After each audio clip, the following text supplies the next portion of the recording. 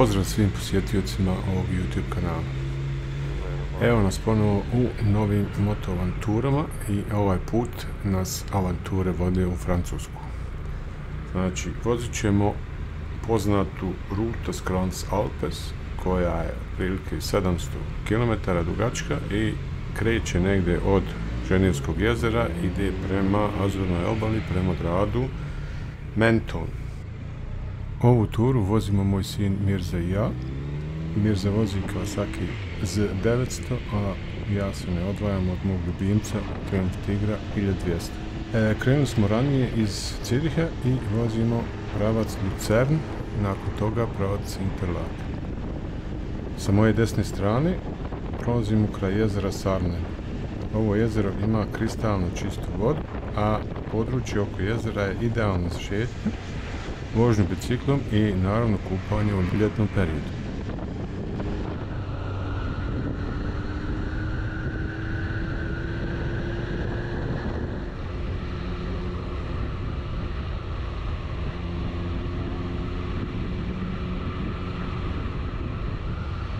Aktualno se nalazimo u Berner Oberland, znači tu smo negdje u blizini poznatog švicarskog skijališta Gstaad.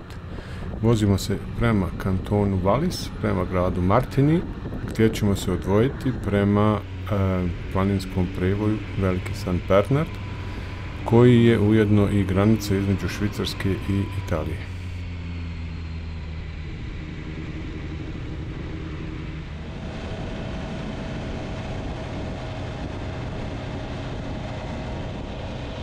Aktualno je kraj mjeseca juna, a kao što se u daljini da primijetiti, vrhovi Alpi su još uvijek pokriveni snijegom. Na ovoj našoj moto avanturi nećemo odvesti originalnu turu Route des Grands Alpes, zbog toga što ne startamo naše putovanje sa Ženevskog jezera, nego mi ćemo pripriječiti put vozeći preko prevoja Veliki St. Bernard, Mali St. Bernard.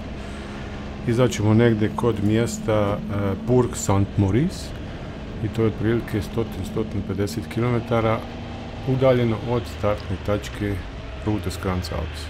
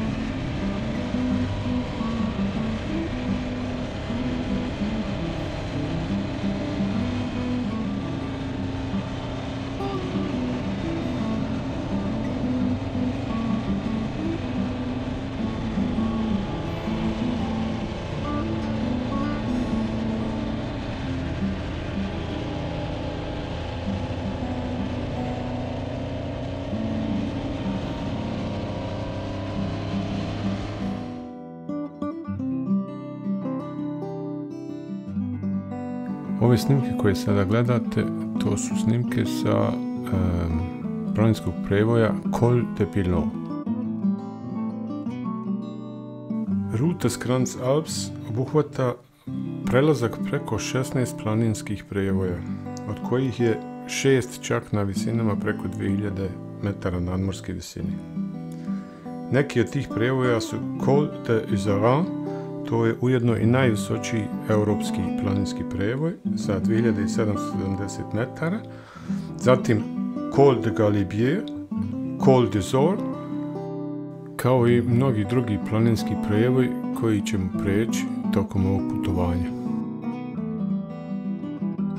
Svi oni koji govore dobro francuski nek mi ne zamjere na najvjerojatnije pogrešno izgovorenim imenima. Slomio sam se dok sam i ovo nabrojao.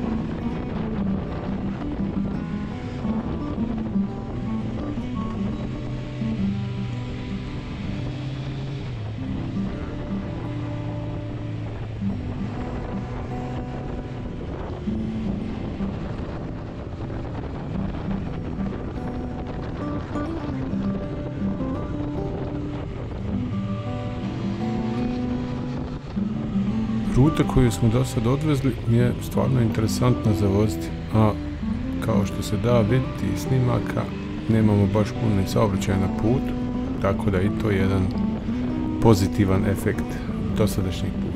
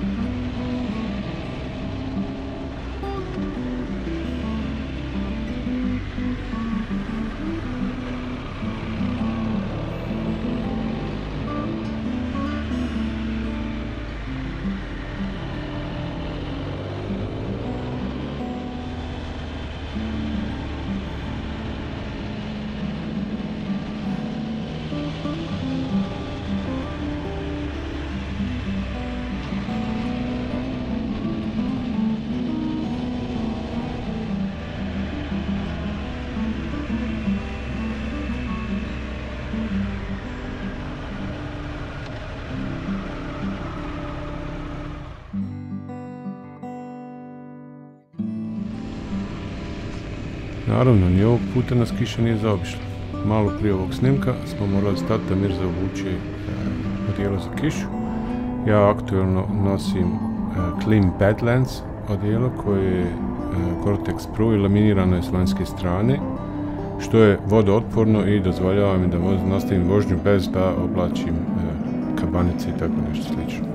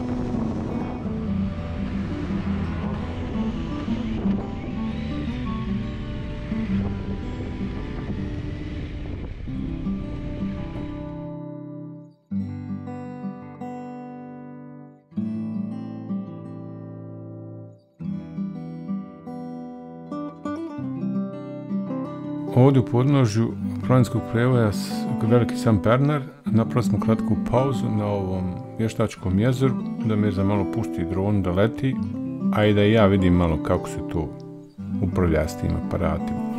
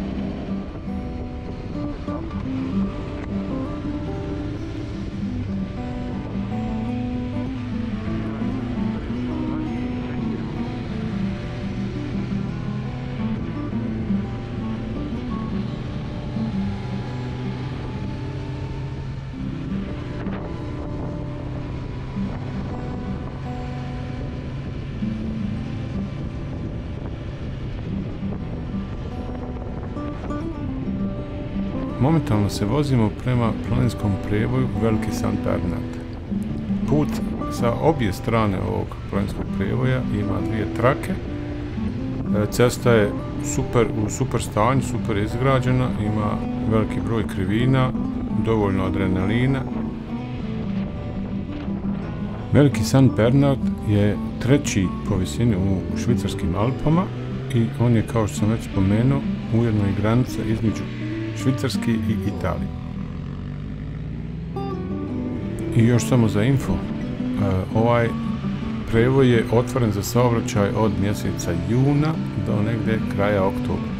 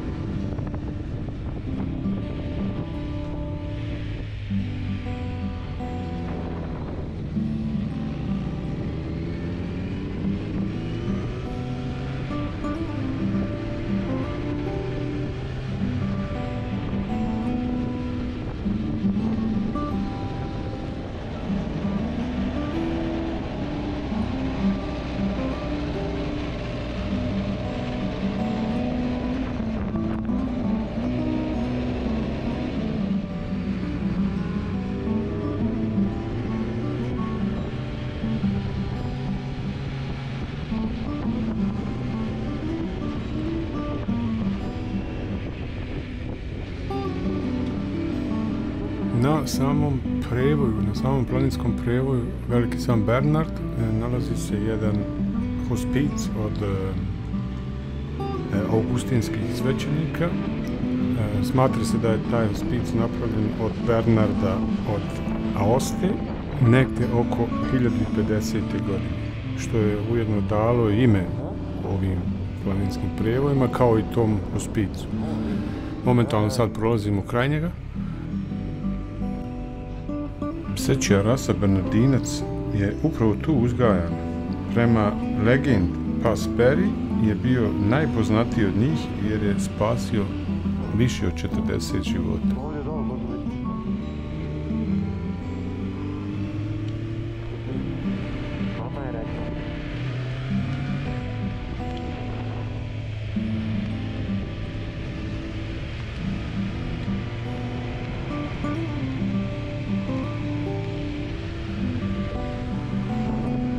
Sa ove strane planinskog prevoja spuštamo se u Italiju, spuštamo se u dolinu Aoste.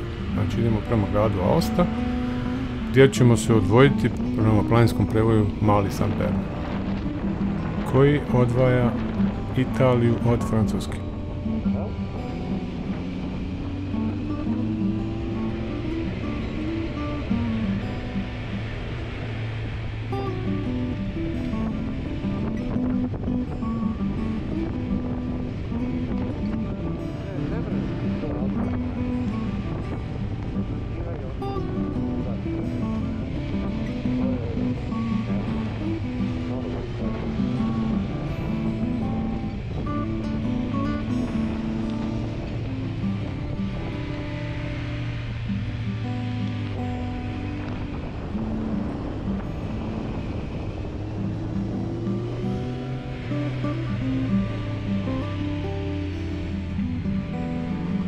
Od samog odvajanja prema planinskom prevoju Veliki San Bernard uvijek nas je povremeno pratila kiša.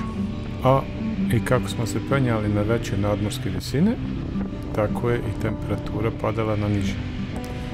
Zbog toga Mirza više nije ni skidao svoje kišno odijelo, jer ga je naravno štitilo od kiše, a pored toga ima i praktičnu funkciju zaštite od vjetra.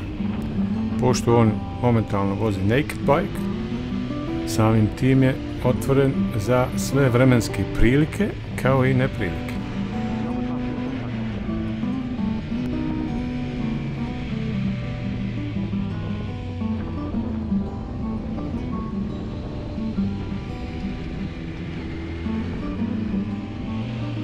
Planinski prevoj Veliki San Bernard je sa 2470 metara 12. najvisočiji planinski prevoj u Europi.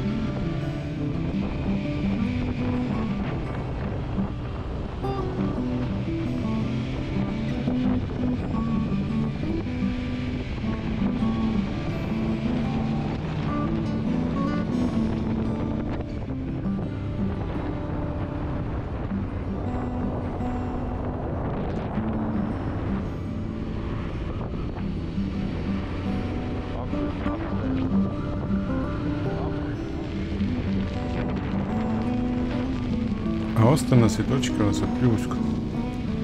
Rukavice mokre, vožnja neudobna, ovo baš i nije više uživanje u vožnji, a to je ujedno i najveći problem kod planiranih ovih tura.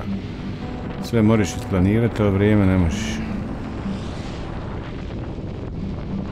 Mene je nešto sreća ne služi što se tiče vremena na mototurama, ali ko zna zašto je to dobro.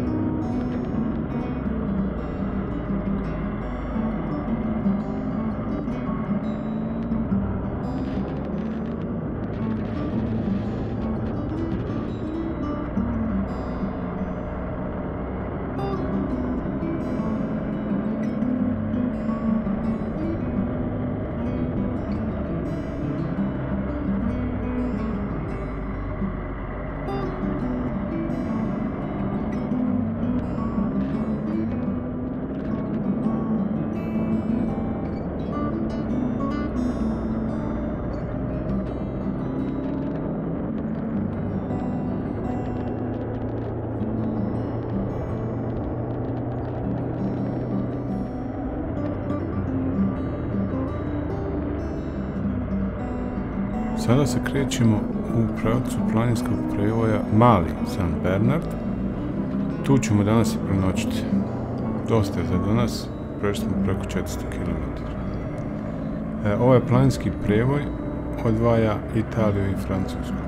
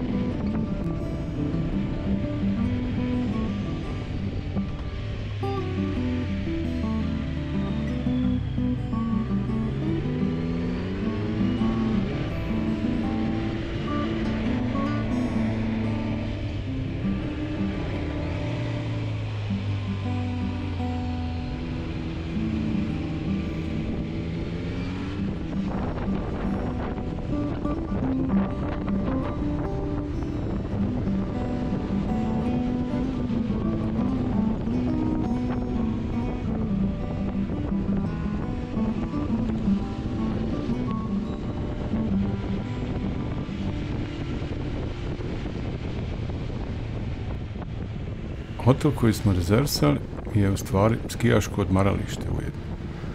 Sam hotel ima zato i prostoriju za sušenje skijaške opreme koju smo mi iskoristili za sušenje našeg odijela kao i rukavice.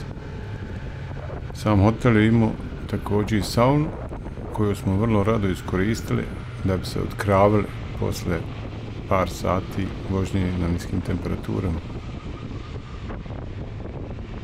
Toliko za prvi dan vožnje naše moto avanture Route des Grands Alpes. Kako će nas vrijeme poslužiti i kakav ćemo put imati na ovoj moto avanturi, moći ćete vidjeti u sljedećim nastavcima ovog video serijala.